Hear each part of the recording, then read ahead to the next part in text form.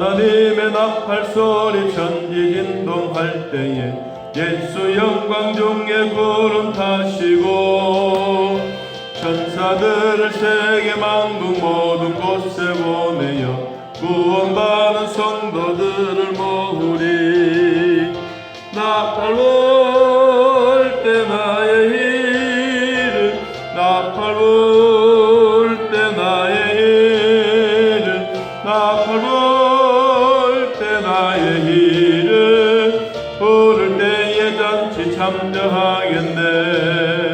무덤 속에 잠자던 자 그때 다시 일어나 영화로운 부활 승리 얻으리. 주가 택한 모든 성도 구름 타고 홀정에서 주의 얼굴 외우리. 나팔 불 때 나의 이름, 나팔 불 때 나의 이름, 나팔 불 때 나의 이름, 부를 때에 잔치 참여하겠네. 주님 다시 오실 날을 우리 알 수 없으니 항상 기도하고 깨어 있어서 기쁨으로 모자 앞에 우리 나가서도록 그때까지 참고 기다리겠네. 나팔 불 때 나의 이름, 나팔 불 때 나의 이름, 나팔 불 때 나의 이름, 부를 때에 잔치 참여하. 3절 주님 다시 오실 날을 우리 알 수 없으니 항상 기도하고 깨어 있어서 기쁨으로 보좌 앞에 우리 나가서도록 그때까지 참고 기다리겠네. 나팔 불 때 나의 이름, 나팔 불 때 나의 이름, 나팔 불 때 나의 이름, 부를 때에 잔치 참여하겠네. 아멘.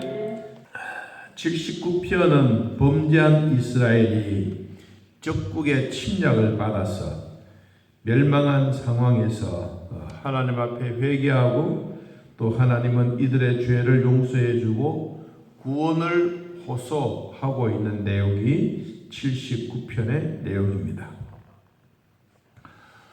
이 글을 쓰게 된 사람도 아삽이라고 하는 사람인데, 아삽은 다윗 왕 시대 때 동시인물이지만 아삽은 성가대 음악 목사로서 모든 것을 갖추게 된 한 사람이 시를 써서 그때 그 상황들을 우리들에게 전달해 주고 있습니다. 이 시가 언제냐 하면 이 바벨론이 예루살렘을 점령해 와서 하나님의 성전에 있는 기구들, 우리로 말하면 성찬식, 떡잔 이런 것을 다 예루살렘 성전에 있는 것을 바벨론으로 가지고 갔어요. 그러니까 생각해 보면 완전히 함락되어진 상태입니다. 이런 곳에 있는 성전이 더럽혀지고 예루살렘이 회파되어지고 하나님의 종들이 대량적으로 이 살해당한, 학살당했습니다. 그리고 그들이 전쟁으로 말미암아 죽은 시체를 묻어줄 사람이 없어질 만큼 여기저기 버려져 있고 하나님을 믿는 백성들이 왜 저러냐라고 비난과 조롱을 하게 되는 내용이 서론적으로 이야기하고 있습니다. 그러는 가운데 제 8절에 우리 조상들의 죄악을 기억하지 마십시오. 주의 긍휼로 우리를 속히 영접해 주십시오. 우리가 매우 가련하게 되었습니다. 우리 구원의 하나님이여, 주의 이름의 영광스러운 행사를 위하여 우리를 도우시며 주의 이름을 증거하기 위하여 우리를 건지시고 우리 죄를 용서해 주십시오. 이렇게 탄식 기도했습니다. 그랬더니 하나님이 이들에게 뭘 주셨느냐 하면 13절 우리는 주의 백성이요 주의 목장의 양이니 우리는 영원히 주께 감사하며 주의 영예를 대대에 전하겠습니다. 그래도 마지막에는 하나님의 이름으로 감사하고 있습니다.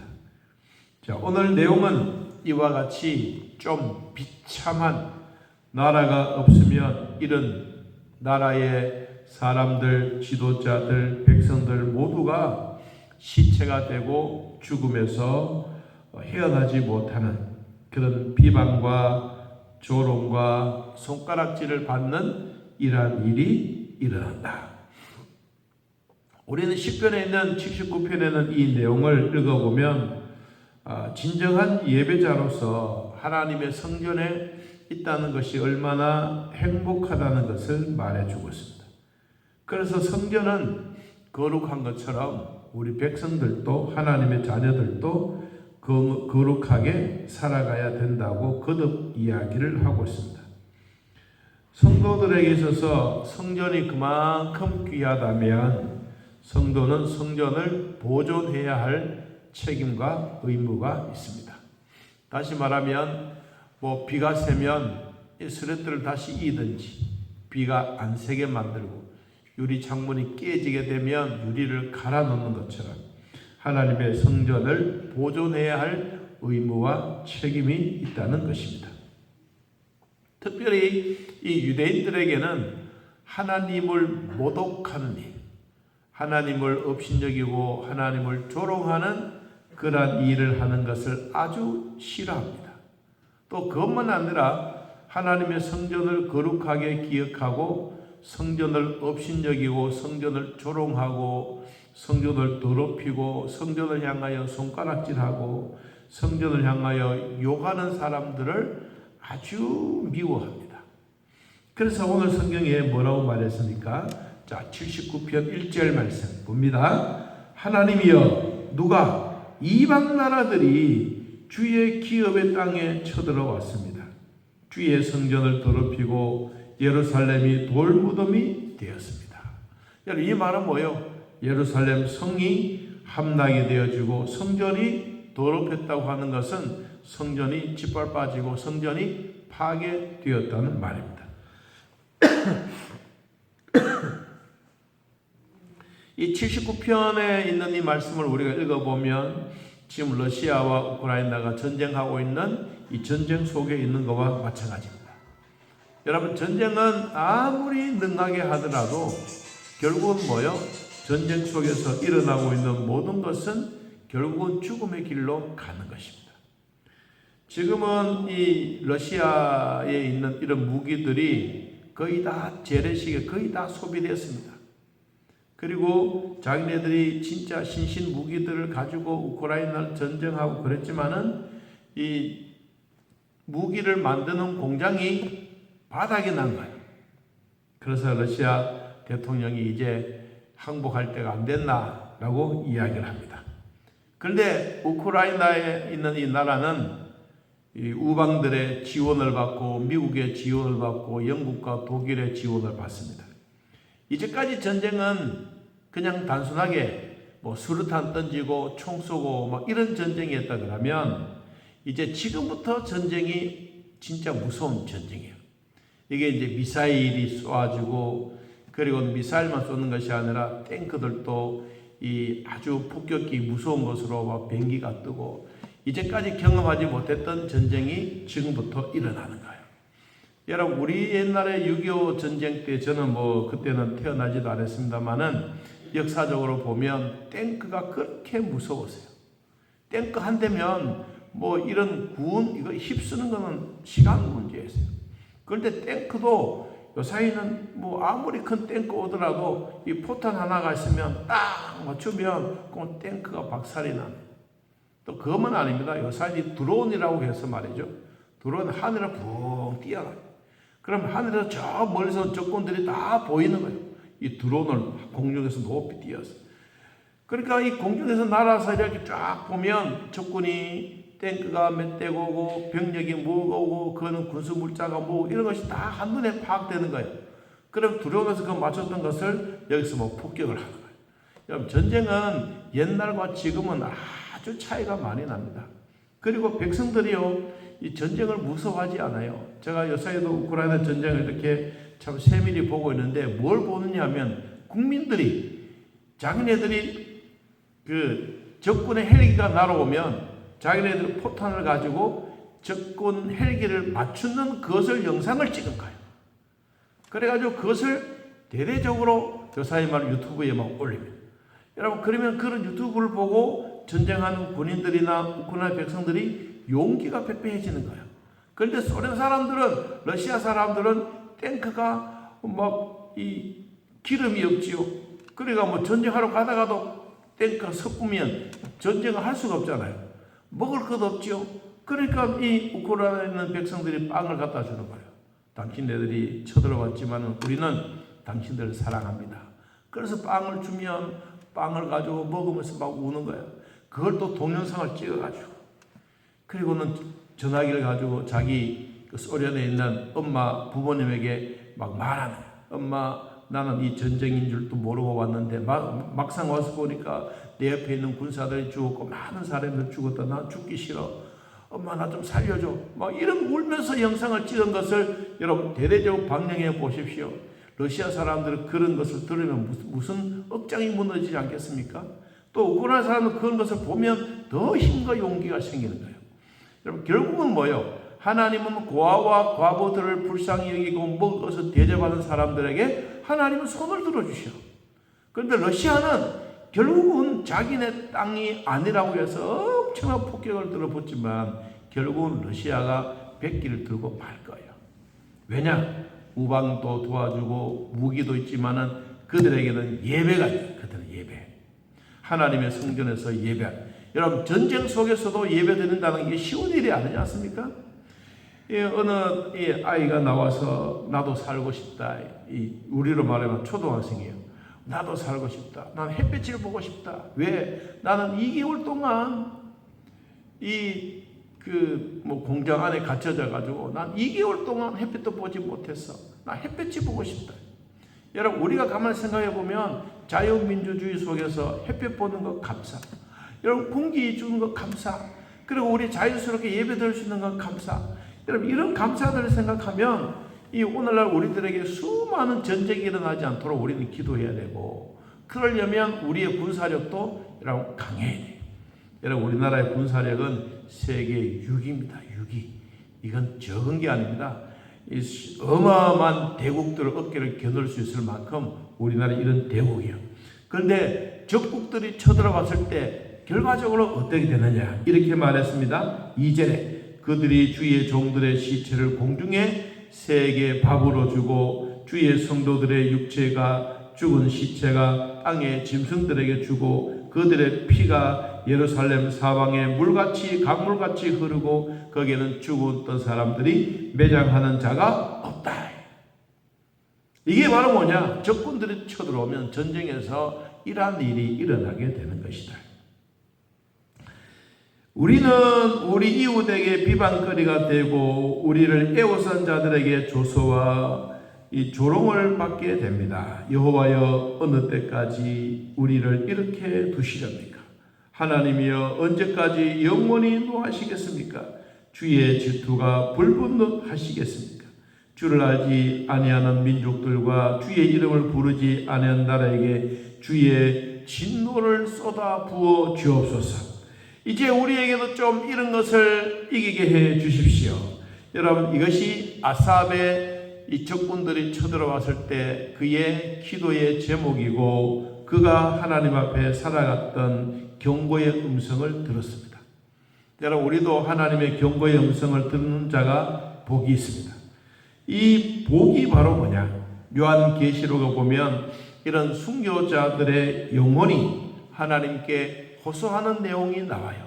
오늘 그 말씀과 같이 한번 엮어서 설교를 해 갑니다. 전쟁은 이와 같이 무섭습니다.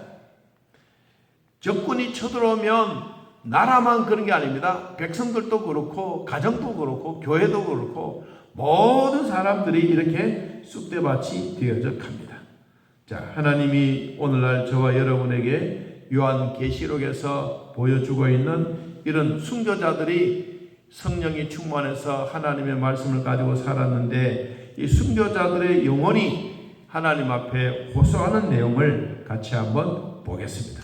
여러분 요한계시록 6장을 찾아보겠습니다.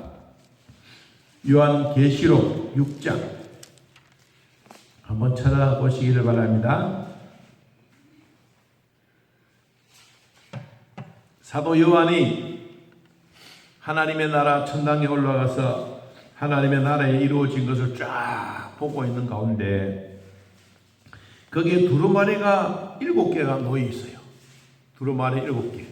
그래서 이 땅에 있는 국왕들이 그것을 가져다가 인봉을 떼려고 하고 요사이 말하면 권세 있는 사람들이 가서 인봉을 떼려고 하는데 인봉이 떼어지지 않는 거예요.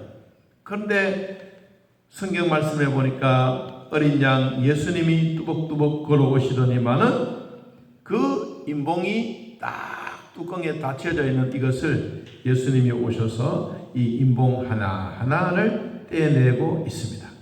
자, 여러분 성경을 봅니다.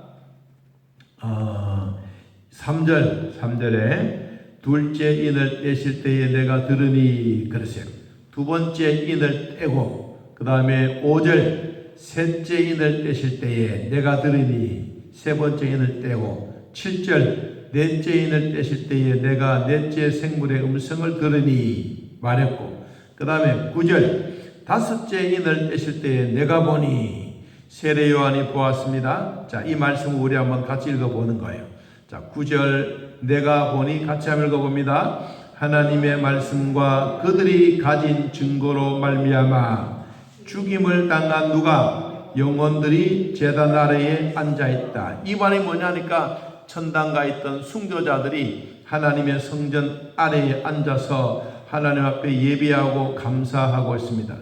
죽임을 당한 영혼들 순교자들입니다. 순교자들이 하나님의 성전 제단 아래에 앉아 있습니다. 자, 9절 10절 큰 소리로 불러서 말합니다. 뭐라고 말합니까? 거룩하고 참되신 대주제여 땅에 거하는 자들을 심판하여 우리 피를 갚아 주지 아니하시기를 어느 때까지 하시려고 합니까?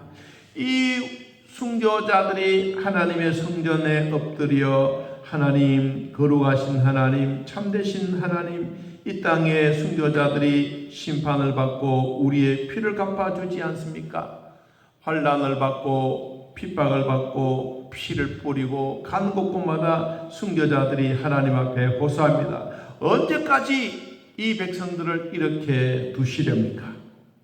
하나님, 이제는 이 백성들을 좀 불쌍히 여기시고 좀 해결해 주십시오.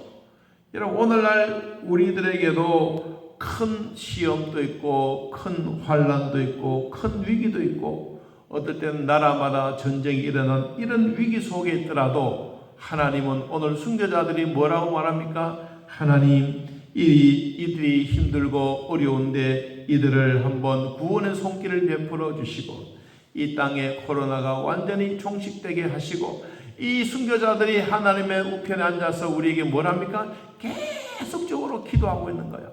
무슨 기도합니까? 이 백성들이 올바르게 좀 믿음으로 살아갈 수 있도록. 자, 그래서 하나님 피를 갚아 주시기를 언제까지 하시렵니까? 이 순교자들이 호소하고 있는 이 내용들을 우리가 보고 있습니다. 자, 11절 봅니다. 각각 그들에게 뭘 줍니까? 흰 두루마기를 주시며, 이것은 흰옷이야, 흰옷. 하나님이 이 순교자들에게 이 흰옷을 입혀 주십니다. 아직 잠시 동안 더 쉬어라. 아직은 너희들이 호소하는 것만큼 내가 들어줄 시기가 아직도 안 되었다. 왜냐하면 자, 그들의 동무 종들과 형제들도 자기처럼 죽임을 당하여 뭐가? 그 수가, 이 수는 뭐냐 하면 순교자들의 수예요. 그 순교자들의 수가 차기까지 하라 하시더라. 다시 말하면 아직도 순교자들이 덜 찼다는 거예요. 천당에 각 지파마다 순교자가 있는데 이 순교자가 대한민국에도 순교자가 있고 미국에도 순교자가 있고 아프리카에도 순교자가 되는데 각각 지역마다 순교자가 덜 찼어. 그러니까 주님이 뭐라고 말씀하셨어요? 조금 기다려봐라. 아직 잠시 동안 기다려봐라. 지금 여러분 시대가 우리 시대입니다. 이 시대가 뭐냐? 아직 잠시 동안 쉬어라. 주님이 우리에게 말합니다. 순교자가 되기까지 성령을 충만히 받고 믿음으로 살아가야 되는데 아직도 너희들은 멀었다. 또 다시 말하면 전쟁이 일어나고 이런 위기 속에 있더라도 주님은 우리들에게 무슨 말합니까? 아직 잠시 동안 쉬어라. 주님이 언제 그 순교자의 수가 다 차기까지 주님은 그때를 기다리고 있습니다. 자, 오늘 이 시편 79편과 요한계시록 6장 9절 이하에 있는 이 말씀을 연관지어서 말씀을 드렸는데 오늘날 우리들에게도 여러분 이러한 일이 없다고 누가 말할 수 있겠습니까? 여러분 6.25 전쟁만 하더라도 북한들이 탱크를 몰고 내려왔을 때 우리는 정말로 속수무책이었습니다. 진짜 진만한 것이 막 굴러다니고 그 속에서 막 포탄이 날아오고 우리나라 군인들은 이 화염병을 만들어서 던지고 그리고 이 육탄전을 벌이고 여러분 그렇게 해서 나라를 구해왔고 지금까지 왔지 않습니까? 여러분 그런 위기 속에 있는데도 불구하고 이 전쟁에는 계속해서 일어나고 있습니다. 오늘만 아니라 앞으로도 이런 전쟁의 위기는 계속해서 일어나게 될 것입니다. 자, 그런 이런 위기 속에서도 우리가 해야 될 일이 뭐냐? 자, 10절 79편 10절 말씀 봅니다. 이방 나라들이 어찌하여 그들의 하나님이 어디 있느냐 말하나이까? 주의 종들이 피 흘림에 대한 복수를 우리의 목전에서 이방 나라에게 보여주십시오. 누가 탄식합니까? 순교자들이 하나님의 우편에 앉아서 탄식을 합니다. 하나님 우리 기도를 좀 들어주십시오. 하나님 우리 기도를 들어주십시오. 저 백성들이 아직도 피를 흘리고 복수의 칼을 갈고 있지 않습니까? 하나님 우리에게 좀 기도를 들어주십시오.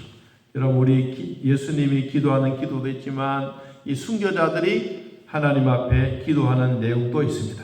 자, 이 내용이 어디 있냐면 히브리서 7장을 찾아보겠습니다. 여러분 히브리서 7장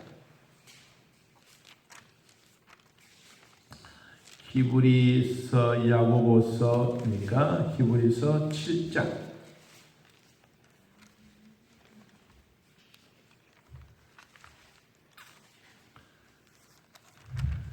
7장 25절 히브리서 7장 25절 자, 찾았으면 한번 읽어봅니다. 그러므로 자기를 힘입어 하나님께 나아가는 자들을 온전히 구원하실 수 있으니 이는 그가 항상 살아 계셔서 그들을 위하여 무엇하신다? 간구하심이라. 여러분 백성들이 하나님 앞에 힘을 입어 구원받았던 백성들이 어떤 구원입니까? 완전한 구원을 받은 백성들이 하나님 앞에 간구합니다. 하나님 이 백성들을 언제까지 이렇게 죽게 만드십니까? 언제까지 피 흘림에 대한 복수가 이루어져야 합니까? 자, 79편 11절 갇힌 자의 탄식을 주의 앞에 이르게 하시며 죽이기로 정해진 자도 주의 크신 능력을 따라 뭐한다? 보존해 주십시오. 하나님 탄식의 소리로 순교자들이 기도하지 않습니까? 악인들의 심판을 피할 길은 없지만 그래도 의인들의 기도는 하나님이 들어주신다고 말씀하지 않았습니까?